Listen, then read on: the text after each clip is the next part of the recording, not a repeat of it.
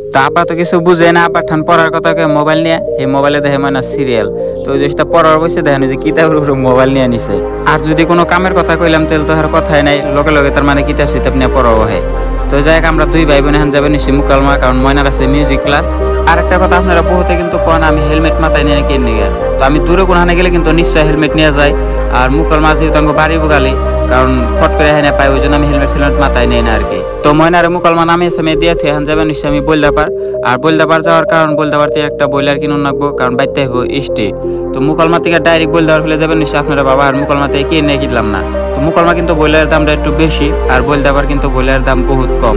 আর বলদাপার আমার একটা সিনাকি দোকান আছে, ওই জন্য কিন্তু আমি বলদাপার এলাম। তো এই বাইকখান থেকে কিনে নিলাম একটা 2.5 কেজি ওজনের বইলার। আর বাইতে যেহেতু মা একলাই, তো বইলারটা বাঁচতে অসুবিধা হবো, তাই ভাবছি এখানে বইলারটা বড়িয়ে করে জব টব করে এন থেকে মাংস টাংস বানিয়ে নিয়ে যাম।